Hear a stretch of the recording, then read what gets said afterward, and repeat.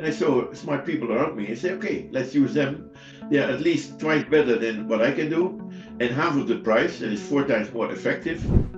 Because I started very simple and then increased more. We have time enough.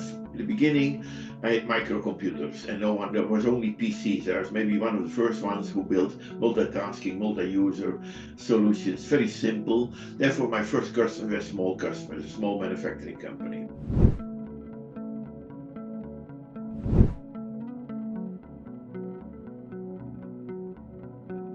Hello, everyone, and welcome to this episode where we explore the butterfly effect, setting up transformations for success. And today I have Jan Baan with me. For those who know Jan, he is the father of the modern ERP, and we are going to hear from Jan his life story and also the power of the conscious pause and the effect that he has created in the ERP world. This series will be in 3 episodes. And the first episode is what you will hear now, and follow on, you will hear more episodes. All right. So, welcome, Jan Van, to this program. And it is a wonderful opportunity to meet you in person. And you have been my hero all my life. And Thanks thank for you for inviting doing me to this, this. and I follow all your nice explanations, what you do on LinkedIn, and it's good to be united here. Absolutely, and thank you. And with this one, what fascinated me all the time with with your book and everything else, is at one stage you decided to start this beautiful ERP journey. And what led you to that? And is it and something beyond that is beyond all of us that we all believe helps us in this journey. So in your case, what was it, and how did you feel it, and how did you start the journey? Hindsight, it started by accident. No, and I do not believe in accident. I believe always in God's providence that things happens. But I was young, a dropout on school. I became still had a little discipline. Started very young when I was 15 years old, and focusing a little on some simple financial elements, and became a financial controller. And then I was 32, a little under SC, and I was thinking, I built some financial models, and I decided to, why should I be employed, and why not start my own consulting firm? And that was more what was say by anywhere an initiative. Let's start as a consultant, and by accident I came then also involved with high tech technology, those with microcomputers in Silicon Valley in end of the 90s, beginning of the 80s. And then I saw an opportunity to become a small dealer from a American Silicon Valley based microcomputer technology company. They had interesting stuff in real Intel 8-bit 64K, and we built first a financial system, and then quite quick already some manufacturing stuff. But therefore, it became from totally from nothing. And then we started small, but then step by step we developed real interesting stuff. And you can see it in the beginning of my autobiography. And then I built already real product-driven software instead of services for individuals. And it was quite rare already in early 80s. And we were focusing on Unix. And Unix helped us also to be very professional. And yeah, and one thing that fascinated me was you were much ahead of your time. Like when the whole world was chasing Yeah. screens and better this and better that, you literally were ahead of your time and thinking in a real transformative way, which united thought leaders and created this beautiful thing. So exploring that further, so what was the draw card to this, and what were the challenges that you had? Because staying ahead of time and being in the transformative world is not easy, and this is something very personal that you have achieved. Yeah, I should say, Judith, it was maybe a little the simplicity of my start, and always I am involved. I was involved to run on paths where no one was before me, and it means I was always involved in the unknown future and had a little the guts. Although I did not understand everything, just start. and then the perseverance to bring some things, and therefore always was involved with new things. Now, and that have given me then a good starting point already in the beginning, where only we had mini computers, and I could start with microcomputers, 10% of the price, and real new stuff. You can call it little the Conway law, and the Conway law means that is the biggest problem in what we see in IT, that people are continuing where they came from, and I burned my ships behind me many times. And I had the guts a little, maybe already a little unrest, to always to build something new. Means always also that for me as an entrepreneur, I was real from day one able to delegate because I had not so much expectation of myself. And I saw smart people around me and say, okay, let's use them. They are at least twice better than what I can do and half of the price, and it's 4 times more effective. Use people around you. And I was more kind of the bill of material between all those people. And then a real element I did, I had an early birth in starting also my business in India. That was already now 35 years ago, where no one was there. And first I started in Bombay, in Seeps. And then I moved quite early into Hyderabad, where it was only rocky, nothing was there. And that means always I have time. Being earlier means you have always time to do something. And this is beautiful, right? So, as I am drawn to this butterfly effect, where a conscious or an unconscious change causes a lot of ripple effects. In your case, with the invention of the ERP, you've caused a lot of beautiful things to happen, either in the technology world or in the social world. As you say, in India, where I'm from, we know the impact that you have made, and also the social stuff that you have done. For example, schools and other things. So, as you were going through the journey, and some of them may have been planned, and as you look back, what is the most important thing that you appreciate of? So many people appreciate many different things, and you as a leader, you'll have something very close to your heart that you would appreciate. First, I learned to be a leader, you should be a steward leader. And that means in leadership is always give you more responsibility. You have more impact if you do it well, but that means you have to serve instead that even people even work for you. You have to serve other ones, and also it was a continuous process. Because I started very simple and then increased more. We have time enough. In the beginning, I had microcomputers and there was only PCs. I was maybe one of the first ones who built multitasking, multi-user solutions, very simple. Therefore, my first customers were small customers, a small manufacturing company. Then we were able to rebuild every time our software. Whereas most people in software, you start some things and you can never, and you can never stop. We built kind of an evergreen concept. Throw it away, because in the beginning was simple microcomputers. Then we moved to Unix. Then you have more technology. We use modern databases, and we rebuilt it many times. And then let me say another one. I was lucky. I made my career very simple, very young.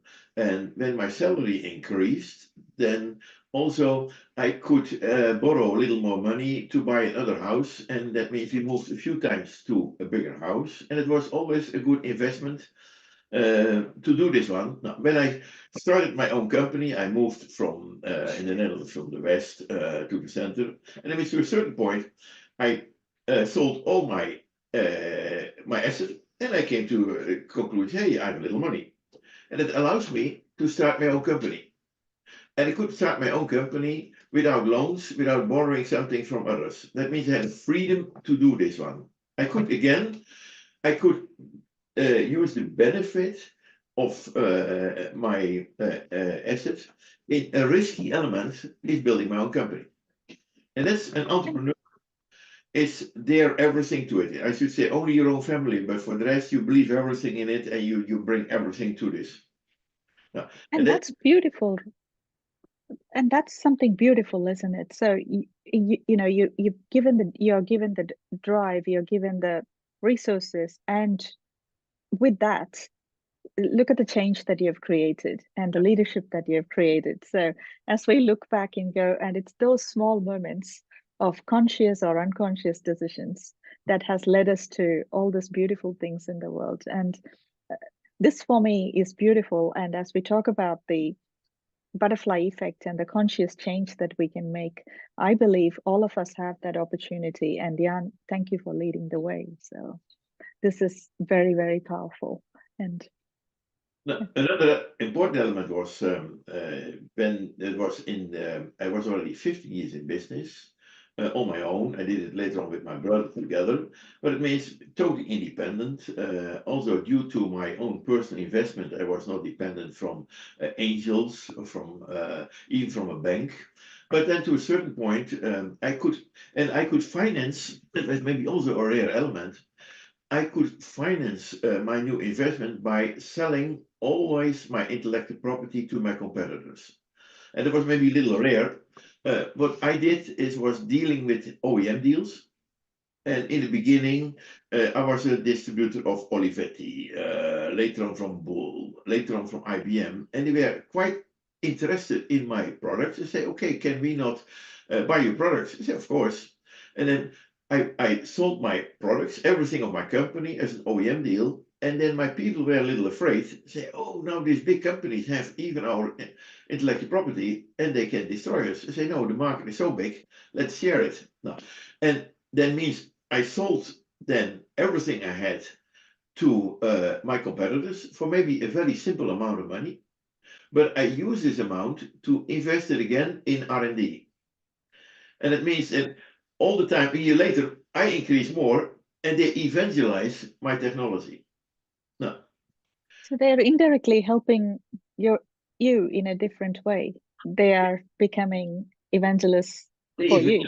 Now, and that was Yeah. and then on the latest moment. It was later on. It was one of my biggest competitors. It was in the early. It was in the what was it? Beginning of the 90s. It was ASK. ASK was those days on mini computers on deck, and HP the number one ERP company. SAP was more bigger on other elements, but they had a problem. They were not on open systems like Unix. They were on proprietary systems, and they felt they lost the market. And they came to me, and we did a deal.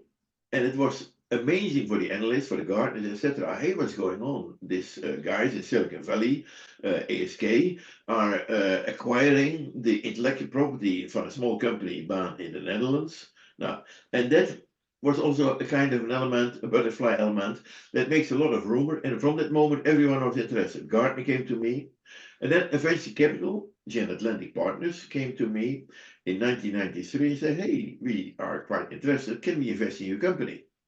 Now, normally it's the opposite way. Normally they have 1,000 inquiries and they accepted 5 months. Now, they came to me and said, can we invest in your company? And I was a little eager, little learning to see what they're bringing. But I came to the conclusion, and I mentioned, say, no, you can do or not do it, because then I'm losing everything. But okay, and it was rare for them, because why not investing it? Let's say, no, I'm not interested. But then I was thinking a little, and a couple of months later came back, and I was thinking a little. And I have to do things also with stewardship. And I was thinking, that means we say a little in a rare word, we say vision in Dutch is bullshit. You have to learn from your lessons. You're not learning from a vision, etc. You learn from your lessons learned. Now, and what was for me one of the big lessons learned, I was realizing, listen, it seems that I have a product who could be a leading product in the world, but I'm too small. I'm now only a tier one. I am only able to sell my intellectual property to big ones, to OEMs. But it means I can become an OEM. I'm not a car maker. I may be Bosch or Vallejo. I'm not Mercedes, but I'm still under the hood. I'm crucial. I'm building some things. Now, and then they came back to me, and I was thinking a little. in the way of stewardship. Listen, if I give up my freedom, it has also to do a little with my ego. Why was I not so much interested? First of all, no, I have a big family, but I felt that even my company was one of my kids. And Yeah. and I feel in my company that I was, it has even a little my ego, my company. And then I came to the conclusion, listen, if I give up my ego, my ownership of my company, then I can do a lot more. And suppose that I am accepting this venture capital list, this venture capital, that means they talk already from IPO. I never heard the word IPO. Then we can do IPO, we can do something, then we can create wealth. Okay, but then I should not use the wealth to myself. And I came to the conclusion, okay, let me accept this one and bring then the benefit in a foundation. Now, and then we start also what we call the Economist Foundation. And that was the reason that I could do in India also a lot of other projects, because on the highest point on Wall Street, on Nasdaq, I was not the owner, the foundation was the owner. Now they give you the credit, but I was a little afraid to take everything to myself, because making money is a pleasure, having money can be a threat. And I'm still happy. I'm still, after so many years, 55 years, I have my same darling, my same wife, and all the stuff, the stability in the company. I believe that the Lord protected me in this way to deal with wealth. And absolutely right. So I believe in this. It is God who gives us the ability to build wealth and the pleasure to enjoy it, and also the grace to share it with others. And in your case, it has been, that thing come to life. So for those who are listening, Jan Baan's story is fantastic, and it's Profit by Loss. The book is available on Amazon, and you can purchase it at your convenience. So what would be fascinating is the Correct. It's not available on Amazon, but it can have a free download. It's free. They can have a link, and even on my webpage, they can from Varenburg, they can download it. But we also later on we can give a link to it. Yeah, absolutely. Links are attached in the episode, so please have a look.